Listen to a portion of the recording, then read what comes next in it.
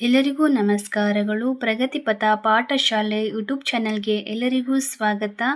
ಈ ಒಂದು ವಿಡಿಯೋದಲ್ಲಿ ಮೌಲ್ಯ ಶಿಕ್ಷಣ ಅಂದರೆ ವ್ಯಾಲ್ಯೂ ಎಜುಕೇಷನ್ ಫಸ್ಟ್ ಸ್ಟ್ಯಾಂಡರ್ಡ್ ಅಂದರೆ 1ನೇ ತರಗತಿಯ ಒಂದು ಚಟುವಟಿಕಾ ಪುಸ್ತಕ. ಈ ಒಂದು ವಿಡಿಯೋ ಶಿಕ್ಷಕರಿಗೆ ಹಾಗೂ ವಿದ್ಯಾರ್ಥಿಯ ಪೋಷಕರಿಗೆ ಹಾಗೂ ಸ್ಪರ್ಧಾರ್ಥಿಗಳಿಗೆ ಹಾಗೂ ಇಂಗ್ಲೀಷನ್ನು ಓದೋದಕ್ಕೆ ಹಾಗೆ ಅದನ್ನ ತಿಳ್ಕೊಬೇಕು ಅಂತ ಕಲಿಬೇಕು ಅಂತ ಆಸಕ್ತಿ ಇರುವವರಿಗೆ ಈ ಒಂದು ವಿಡಿಯೋ ಉಪಯುಕ್ತವಾಗುತ್ತದೆ. ಹಾಗೆ ಟೈಟಲ್ ಶೀರ್ಷಿಕೆ our value centred classroom ಅಂದರೆ ನಮ್ಮ ಮೌಲ್ಯ ಕೇಂದ್ರಿತ ತರಗತಿ ಕೊಠಡಿ. ಐ ಆಮ್ ಗುಡ್ ನಾನು ಒಳ್ಳೆಯ ಮಗು. ಹಾಗೆ I am learning every day ನಿತ್ಯ ಕಲಿಕೆ. ಮೈ ಆನೆಸ್ಟ್ ಹ್ಯಾಂಡ್ಸ್ ಪ್ರಾಮಾಣಿಕ ಕೈಗಳು. ಫೀಲಿಂಗ್ಸ್ ಆರ್ ಮೈ ಫ್ರೆಂಡ್ಸ್ ಭಾವನೆಗಳು ನನ್ನ ಗೆಳೆಯರು. Feel it, name it, move it ಅಂದರೆ ಅನುಭವದೊಂದಿಗೆ ಹಾಡೋದನ್ನು ಹಾಡಿರಿ. ಹಾಗೆ ಚಿಪ್ಪು ಎಲ್ಲಿ ಹೋಗಿರಬಹುದು. ಹಾಗೆ ಲವ್ ಆ್ಯಂಡ್ ಕೇರ್ ಪ್ರೀತಿ ಮತ್ತು ಕಾಳಜಿ. ಹಾಗೆ ಲುಕಿಂಗ್ ವಿತ್ ಕೈಂಡ್ ಐಸ್ ಅಂದರೆ ಕರುಣೆಯ ಕಣ್ಣು. ಒಂಟಿ ಮೀನು. ಹಾಗೆ ಡಿಫ್ರೆಂಟ್ ಆ್ಯಂಡ್ ಈಕ್ವಲ್ ಅಂದರೆ ಸಮಾನತೆಯ ಹೂಗಳು. ಈ ರೀತಿಯಾದಂತಹ ಲೆಸನ್ ಈ ಒಂದು ವಿಷಯದ ಬಗ್ಗೆ ನಾವು ಅಧ್ಯಯನ ಮಾಡೋಣ. ಹಾಗೆ ವಿವರಣೆ ಮುಖಾಂತರ ಅಭ್ಯಾಸದ ಪ್ರಶ್ನೋತ್ತರಗಳಿಗೂ ಸಹ ಉತ್ತರವನ್ನು ತಿಳಿಯೋಣ. ಐ ಆಮ್ ಗುಡ್ ನಾನು ಒಳ್ಳೆಯ ಮಗು ಅಂತಂದರೆ ಐ ಕ್ಯಾನ್ ರೀಡ್ ಅಂದರೆ ಬಿಹೇವ್ ಯಾವ ಥರ ಇರಬೇಕು, ಗುಡ್ ಅಂತ ಅನ್ಸ್ಕೊಬೇಕು ಅಂತಂದರೆ ಐ ಕ್ಯಾನ್ ರೀಡ್ ಅಂದರೆ ನಾವು ಪುಸ್ತಕವನ್ನು ಓದಬೇಕು. ಐ ಕ್ಯಾನ್ ಪೇಂಟ್ ಅಂದರೆ ಬಣ್ಣಗಳನ್ನು ಬಿಡಿಸುವಂತಹ, ಚಿತ್ರಗಳನ್ನು ಬಿಡಿಸುವಂತಹ. ಹಾಗೆ ಐ ಕ್ಯಾನ್ ಸಿಂಗ್ ಹಾಡನ್ನು ಹೇಳುವಂತಹದ್ದು. ಹಾಗೆ ಜಂಪ್, ಹಾಗೆ ವಾಟರ್ ಪ್ಲ್ಯಾಂಟ್ಸ್ ಅಂದರೆ ಗಿಡಗಳಿಗೆ ನೀರನ್ನು ಹಾಕುವಂತಹದ್ದು, ಡ್ಯಾನ್ಸ್ ಮಾಡುವಂತಹದ್ದು. ಹಾಗೆ ಪ್ರಾಣಿ ಪಕ್ಷಿಗಳಿಗೆ ಪ್ರೀತಿಯನ್ನು ತೋರುವಂತಹದ್ದು. ಹಾಗೆ ಯೋಗ ಧ್ಯಾನ ಮಾಡುವಂತಹದ್ದು. ಹಾಗೆ ವಯಸ್ಸಾದವರಿಗೆ ಕೇರಿಂಗ್ ಅಂದರೆ ಸಹಾಯ ಮಾಡುವಂತಹದ್ದು. ಹಾಗೆ ಕಸವನ್ನು ಗುಡಿಸಿ ಸ್ವಚ್ಛವಾಗಿ ಇಟ್ಟುಕೊಳ್ಳುವಂತಹದ್ದು ಪರಿಸರವನ್ನು. ಹಾಗೆ ಬಟ್ಟೆಗಳನ್ನು ಕ್ಲಾತ್ ಫೋಲ್ಡ್ ಮಡಿಚುವಂತಹದ್ದು. ಈ ರೀತಿಯಾದಂತಹ ಒಳ್ಳೆಯ ಕೆಲಸಗಳನ್ನು ಮಾಡೋದ್ರಿಂದ ಗುಡ್ ಆಗಿ ಇರುವಂತಹ ವ್ಯಕ್ತಿಯಾಗಿರಬಹುದು ಅಂತ ಅನ್ಸ್ಕೊಬಹುದು. ಅಂದರೆ I do many things well, my behaviour is good, I respect my self.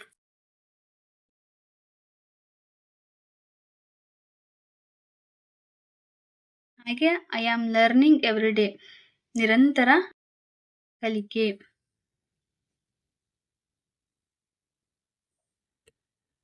ಅಂದರೆ ಭಾವನೆಗಳು ನನ್ನ ಗೆಳೆಯರು. ಫೀಲಿಂಗ್ಸ್ ಫ್ರೆಂಡ್ಸ್ ಅಂತಂದರೆ ಬೇಸರ, ದುಃಖಿತ, ಕೋಪ, ಸಂತೋಷ ಭಾವನೆಗಳು ಅಂದರೆ ಸ್ಯಾಡು, ಹಂಗ್ರಿ, ಹ್ಯಾಪಿ ಈ ರೀತಿಯಾದಂತಹವುಗಳು ಫೀಲಿಂಗ್ಸ್. ಹಾಗೆ ಇಲ್ಲಿರುವಂತಹ ಹೃದಯದ ಚಿತ್ರವನ್ನು ಬಿಡಿಸಿ ಅದರಲ್ಲಿ ನಿಮ್ಮ ಭಾವನೆಗಳನ್ನು ಹೇಳಿಕೊಳ್ಳಬಹುದಾದಂತಹ ಒಂದು ಚಿತ್ರವನ್ನು ಅದ್ರ ಬಗ್ಗೆ ತಿಳಿಸ್ಕೊಡಿ ಅಂತ ಹೇಳಲಾಗಿದೆ. ಹಾಗೆ ಲೇಟಸ್ ಡೂ ಫೀಲಿಂಗ್ಸ್ ಯೋಗ ಅಂದರೆ emotions pose how to do ಅಂತಂದರೆ ಹ್ಯಾಪಿ ಪೋಸ್.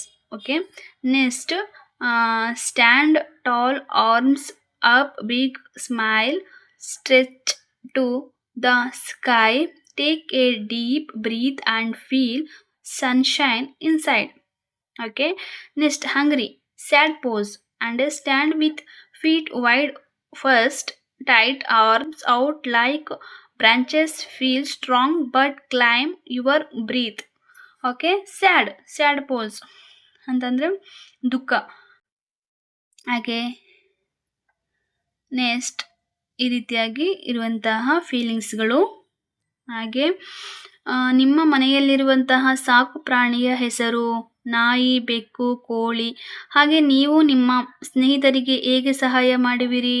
ನನ್ನ ಸ್ನೇಹಿತನಿಗೆ ತಿಂಡಿ ಕೊಡುವಂತಹದ್ದು, ಹಾಗೆ ಹೋಮ್ವರ್ಕನ್ನು ಬರೆದಿರುವಂತಹದ್ದನ್ನು ಕೊಡುವಂತಹದ್ದು, ಹಾಗೆ ಪಾಠದ ಗೊತ್ತಿಲ್ಲದ ವಿಷಯಗಳನ್ನು ಹೇಳಿಕೊಡುವಂತಹದ್ದು. ಈ ರೀತಿಯಾಗಿ ನನ್ನ ಸ್ನೇಹಿತನಿಗೆ ನಾನು ಸಹಾಯವನ್ನು ಮಾಡ್ತೀನಿ. ನೀವು ನಿಮ್ಮ ಮನೆಯಲ್ಲಿ ನಿಮ್ಮ ತಾಯಿಗೆ ಹೇಗೆ ಸಹಾಯ ಮಾಡುವಿರಿ? ಕಸವನ್ನು ಗುಡಿಸುತ್ತೇನೆ, ನೀರು ತರುತ್ತೇನೆ, ಹಾಗೆ ಮನೆಯನ್ನು ಸ್ವಚ್ಛಗೊಳಿಸುತ್ತೇನೆ, ಗಿಡಗಳಿಗೆ ನೀರನ್ನು ಹಾಕುತ್ತೇನೆ, ಅಂಗಡಿಯಿಂದ ಸಾಮಾನು ತಂದುಕೊಡುತ್ತೇನೆ, ಹಾಗೆ ಸಣ್ಣ ಪುಟ್ಟ ಕೆಲಸಗಳನ್ನು ಮಾಡಿಕೊಡುತ್ತೇನೆ. ಹಾಗೆ ನಿಮ್ಮ ಶಾಲೆಗೆ ಹೊಸ ಹುಡುಗ ಅಥವಾ ಹುಡುಗಿ ದಾಖಲಾದರೆ ನೀವು ಅವರೊಂದಿಗೆ ಹೇಗೆ ವರ್ತಿಸುತ್ತೀರಾ? ನಮ್ಮ ಶಾಲೆಗೆ ದಾಖಲಾದಂತಹ ಹುಡುಗಿಯ ಕುರಿತು ನಾವು ಅವಳನ್ನು ಸ್ನೇಹಿತೆಯಾಗಿ ಮಾಡಿಕೊಳ್ಳುತ್ತೇವೆ. ಹಾಗೆ ಅವರಿಗೆ ಶಾಲೆಯ ತರಗತಿಯ ವಾತಾವರಣವನ್ನು ತಿಳಿಸುತ್ತೇವೆ ಹಾಗೂ ಈ ರೀತಿಯಾಗಿ ಬರಿಬೇಕಾಗುತ್ತೆ.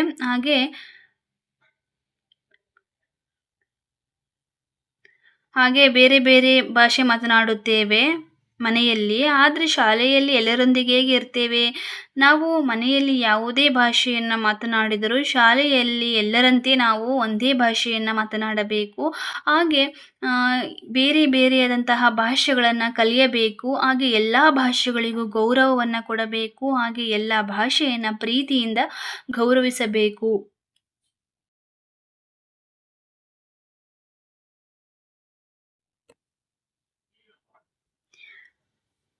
ಹಾಗೆ ಇಲ್ಲಿರುವಂತಹ ಕೆಲಸಗಳನ್ನು ನೀವು ಮಾಡಿದರೆ ಟಿಕ್ ಮಾಡಬಹುದು.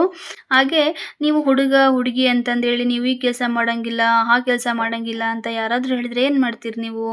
ಆಗ ನಾವೇನು ಮಾಡ್ತೀವಪ್ಪ ಅಂತಂತಂದರೆ, ಈ ಕೆಲಸಗಳನ್ನು ಇವರೇ ಮಾಡಬೇಕು ಅಂತ ಏನೂ ಇಲ್ಲ. ಎಲ್ಲ ಕೆಲಸಗಳನ್ನು ಎಲ್ಲರೂ ಸಹ ಮಾಡ್ಬೋದು, ಎಲ್ಲರಿಂದನೂ ಕೂಡ ಸಾಧ್ಯ. ಹಾಗೆ ಕೆಲಸದಲ್ಲಿ ಪರಿಪೂರ್ಣತೆ, ಶ್ರದ್ಧೆ ಹಾಗೂ ಪರಿಶ್ರಮ ಇತ್ತು ಅಂತಂದರೆ ಯಾವುದೇ ಕೆಲಸವನ್ನಾದರೂ ಕೂಡ ಮಾಡಬಹುದು. ಹಾಗೆ ಪ್ರಾರಂಭದಲ್ಲಿ ಮಾಡುವಂತಹ ಕೆಲಸದಲ್ಲಿ ಏನಾದರೂ ತೊಂದರೆ ಆಗಬಹುದು, ಹಾಗೆ ಪರಿಪೂರ್ಣತೆಯನ್ನು ಹೊಂದೇ ಇರಬಹುದು. ಆದರೆ ದಿನ ದಿನ ಕಳೆದಂತೆ ಅದನ್ನ ನಾವು ರೂಢಿಸ್ಕೊಳ್ತಾ ಹೋದರೆ ಆ ಒಂದು ಕೆಲಸದಲ್ಲಿ ನಾವು ಪರಿಪೂರ್ಣತೆಯನ್ನು ಹೊಂದಬಹುದು.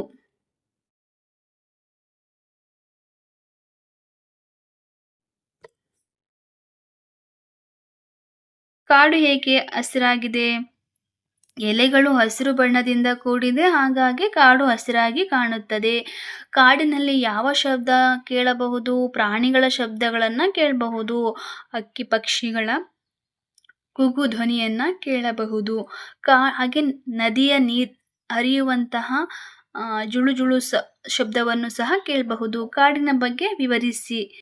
ಅಂದರೆ ಕಾಡು ನೋಡಲು ಸುಂದರವಾಗಿರುತ್ತದೆ. ಕಾಡಿನಲ್ಲಿ ಹಲವಾರು ರೀತಿಯಾದಂತಹ ಔಷಧಿ ಗಿಡಮೂಲಿಕೆಗಳನ್ನು ನೋಡಬಹುದು. ಹಾಗೆ ವಿಚಿತ್ರವಾದ ಹೂವುಗಳನ್ನು ಸಹ ನೋಡಬಹುದು. ಎಲ್ಲ ಸಕಲ ಪ್ರಾಣಿಗಳಿಗೂ ಸಹ ಜೀವರಾಶಿಯ ಒಂದು ಆಲಯವಾಗಿದೆ. ಕಾಡು ಬೆಳೆಸಿದಷ್ಟು ನಾಡು ಬೆಳೆಯುತ್ತದೆ. ಹಾಗೆ ಮಳೆ ಸಮೃದ್ಧವಾಗಿ ಆಗುತ್ತದೆ. ಮಣ್ಣಿನ ಸವಕಳಿ ಕಡಿಮೆಯಾಗುತ್ತದೆ. ಕಾಡಿನಿಂದ ಬರುವಂತಹ ಮರಗಳಿಂದ ನಾವು ಮನೆಯ ಉಪಕರಣಗಳನ್ನು ಮಾಡಿಕೊಳ್ಳಬಹುದು. ಆದರೆ ಕಾಡನ್ನು ಕಡಿಯಬಾರದು, ನಾಶ ಮಾಡಬಾರದು. ಇದರಿಂದ ಪರಿಸರ ಅಸಮತೋಲನವಾಗುತ್ತದೆ. ಹಾಗೆ ಭೂಮಿಯಲ್ಲಿ ಭೂ ವಿಕೋಪನಗಳು ಉಂಟಾಗುತ್ತದೆ. ಹಾಗಾಗಿ ಕಾಡು ಬೆಳೆಸಿ ನಾಡು ಉಳಿಸಿ ಎನ್ನುವಂತೆ ಕಾಡನ್ನು ಬೆಳೆಸಬೇಕಾಗುತ್ತದೆ.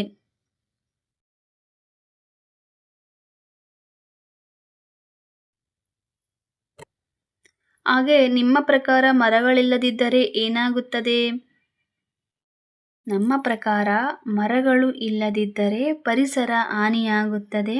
ಹಾಗೆ ಮಣ್ಣಿನ ಸವಕಳಿ ಉಂಟಾಗುತ್ತದೆ, ಮಳೆ ಕಡಿಮೆಯಾಗುತ್ತದೆ, ಬೆಳೆ ಕಡಿಮೆಯಾಗುತ್ತದೆ. ಆಗ ಆಹಾರದ ವಿಕೋಪತೆ, ಕೊರತೆ ಉಂಟಾಗುತ್ತದೆ. ಹಾಗೆ ಭೂಮಿಯಲ್ಲಿ ತಾಪಮಾನ ಹೆಚ್ಚಾಗುತ್ತದೆ, ಸುನಾಮಿಗಳು ಉಂಟಾಗುತ್ತದೆ, ಬರಗಾಲ ಉಂಟಾಗುತ್ತದೆ, ಅತಿವೃಷ್ಟಿಯಾಗುತ್ತದೆ, ಅನಾವೃಷ್ಟಿಯಾಗುತ್ತದೆ. ಹಾಗೆ ಜೀವರಾಶಿಗಳು ಸಹ ಆಹಾರವಿಲ್ಲದೆ ನಾಡಿನತ್ತ ಧಾವಿಸುತ್ತವೆ. ಹಾಗೆ ಕಾಡನ್ನು ಉಳಿಸಬೇಕಾಗುತ್ತದೆ. ಹಾಗೆ ಇಲ್ಲಿರುವಂತಹ ಚಿತ್ರಗಳಿಗೆ ಅದರದೇ ಆದಂತಹ ಬಣ್ಣವನ್ನು ತುಂಬಬೇಕಾಗುತ್ತೆ. ಹಾಗೆ ನಾವು ಪ್ರಕೃತಿ ಅಂದರೆ ಪರಿಸರವನ್ನು ಯಾವ ರೀತಿಯಾಗಿ ನೋಡ್ಕೊಳ್ಬೇಕಪ್ಪ ಅಂತಂದರೆ, ಗಿಡಗಳನ್ನು ಬೆಳೆಸಬೇಕಾಗುತ್ತೆ. ಹಾಗೆ ಪಕ್ಷಿಗಳಿಗೆ ನೀರನ್ನು ಕೊಡಬೇಕಾಗುತ್ತೆ. ಹಾಗೆ ನಾವು ಮಣ್ಣನ್ನು ಕಾಪಾಡಬೇಕಾಗುತ್ತೆ. ಹಾಗೆ ಪ್ರಾಣಿಗಳನ್ನು ಸುರಕ್ಷಿತವಾಗಿ ನೋಡ್ಕೊಳ್ಬೇಕು, ಪ್ರೀತಿಯಿಂದ ನೋಡ್ಕೊಳ್ಬೇಕು. ಹಾಗೆ ನಾವು ತಿಂದಿರುವಂತಹ ಕಸವನ್ನು ಅಲ್ಲಿ ಇಲ್ಲಿ ಆಗಬಾರ್ದು. ಕಸದ ಬುಟ್ಟಿಗೆ ಅಂದರೆ ಡಸ್ಟ್‌ಬಿನ್ನಿಗೆ ಹಾಕಬೇಕಾಗುತ್ತೆ. ಮರವನ್ನು ಕಡಿಯಬಾರದು. ಮರವನ್ನು ಚೆನ್ನಾಗಿ ಬೆಳೆಸಬೇಕಾಗುತ್ತದೆ. ಹಾಗೆ ನದಿಗೆ ಕಸವನ್ನು ಹಾಕಬಾರದು. ಹಾಗೆ ನೀರನ್ನು ಮಿತವಾಗಿ ಬಳಸಬೇಕು.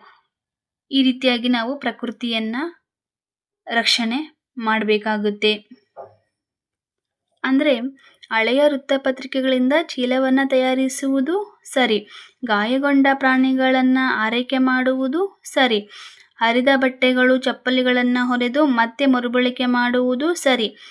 ಹಾಗೆ ತೊಟ್ಟಿಕ್ಕುವ ನೀರನ್ನು ನಿಲ್ಲಿಸುವುದು ಸರಿ. ಹಾಗೆ ನೀರು ಮತ್ತು ಆಹಾರವನ್ನು ವ್ಯರ್ಥ ಮಾಡದಿರುವುದು ಸರಿ. ಹಾಗೆ ಪಕ್ಷಿಗಳಿಗೆ ನೀರನ್ನು ಇಡುವುದು ಸರಿ. ಹಾಗೆ ಗಿಡಗಳನ್ನು ನೆಟ್ಟು ಪೋಷಿಸುವುದು ಸರಿ. ನಾಯಿಗಳ ಬಗ್ಗೆ ಕಾಳಜಿ ವಹಿಸುವುದು ಸರಿ. ಒಣ ಕಸ, ಹಸಿ ಕಸ ಬೇರ್ಪಡಿಸುವುದು ಸರಿ. ಹಾಗೆ ಪರಿಸರವನ್ನು ಯಾವ ರೀತಿಯಾಗಿ ಇನ್ನೂ ಕಾಪಾಡಬಹುದು ಅಂತಂದರೆ ಪ್ಲಾಸ್ಟಿಕ್ ಪದಾರ್ಥಗಳನ್ನು ಕಡಿಮೆ ಬಳಸಬೇಕು. ಹಾಗೆ ಗಿಡ ಮರಗಳನ್ನು ಬೆಳೆಸಬೇಕು. ಹಾಗೆ ನೀರನ್ನು ಮಿತವಾಗಿ ಬಳಸಬೇಕು.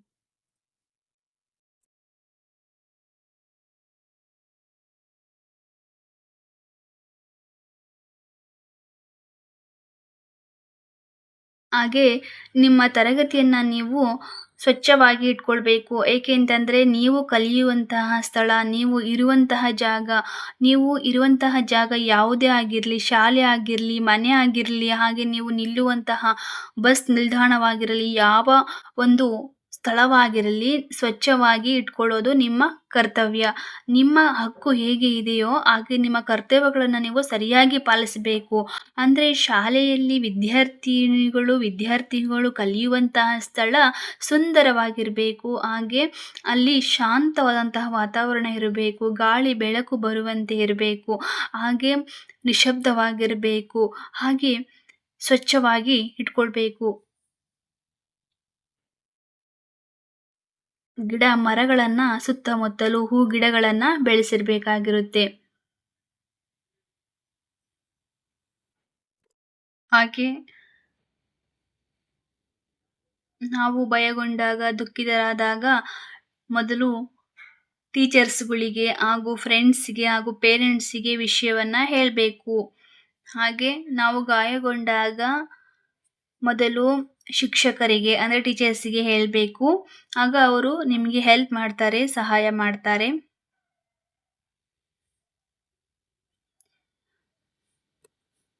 ಓಕೆ, ಈ ಒಂದು ವಿಡಿಯೋ ನಿಮಗೆ ಇಷ್ಟ ಆಗಿದ್ದರೆ ಧನ್ಯವಾದಗಳು. Thank you.